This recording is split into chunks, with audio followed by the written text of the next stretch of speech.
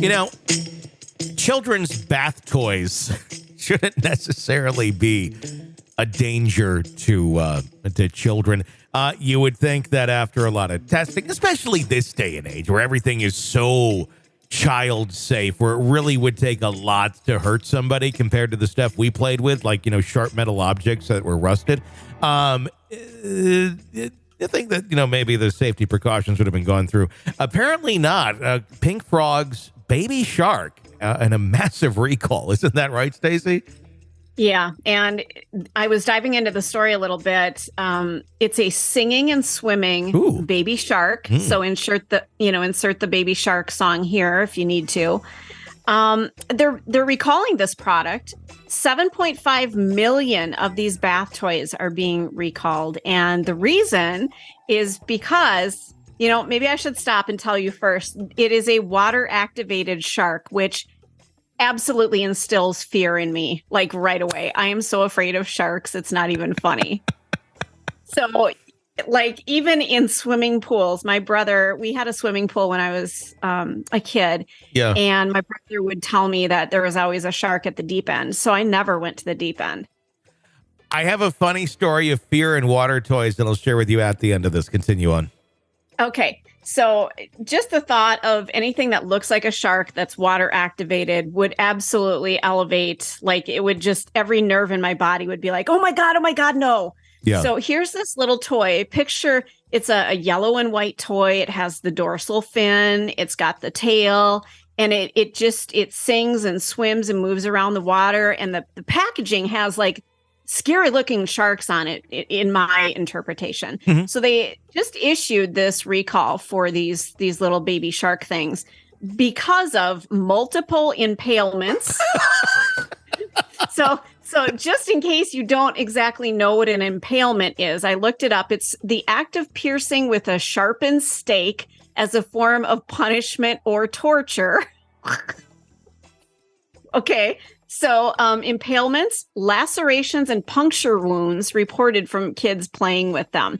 The toy maker said it's recalling both the full-size and the mini versions of their robotic baby shark. They are based in California.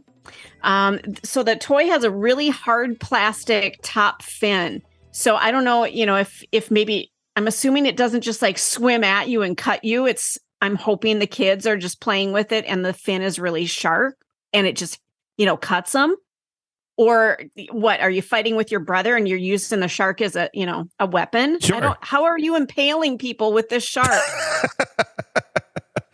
Well, you know, you can at some point, I guess, use anything to impale someone, but baby sharks. So has there been any deaths associated with this thing, or just like slight injuries and like, here's the potential for what can happen? So they've got 12 injuries reported. 9 of them required stitches or medical attention. Now, they don't go into great detail about what the medical attention means. Sure. Because if it's not stitches, what is it?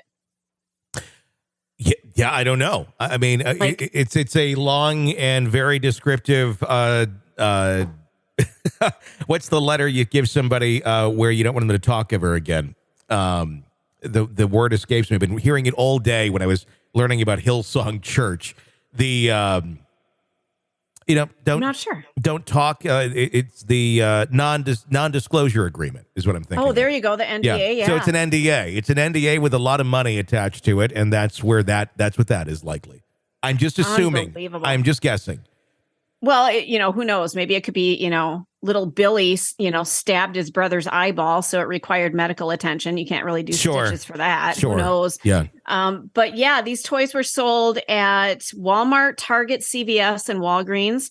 The newer toys have a silicone fin, and they are not part of the recall. So it's only the ones with this hard plastic freaking weapon, like razor blade fin. If you've got one of these toys, you're supposed to cut off or bend the tail fin and mark the toy as recalled and upload a photo to a dedicated recall site. But my God, don't be buying freaking sharks to scare the shit out of your little kids. I had like a little shark rubber toy when I was a kid that I had fun with. It would eat the G.I. Joe and the Lego man in the bath. Because here's the twisted mind of me. And this is not the story I was going to tell. But I would, as a child, I was obsessed with Titanic. And this, I always have to specify this. It was not because of the movie. This was before the movie. This was like the late 1980s or mid 1980s, really, all the way to, through like 89-ish. I was so fascinated with Titanic because it had just been discovered. I'd watched it on National Geographic. So every single Friday night, I would watch TGIF on ABC. Yeah. Full House, Family Matters, Perfect Strangers, and whatever random show they put in the fourth slot that always kind of rotated. And I would build a Lego Titanic every single week. Now, it was nothing in compared to the ginormous one that exists today, which I bought for Christmas for my daughter 3 years ago, and we still haven't completed building it. This was just, regular Legos, and you kind of made it look like Titanic. But I always pretend that I was sinking it, and I take it into the bathtub with the toys and the little Lego men, and I'd have a shark that would end up eating everyone as the Titanic sank.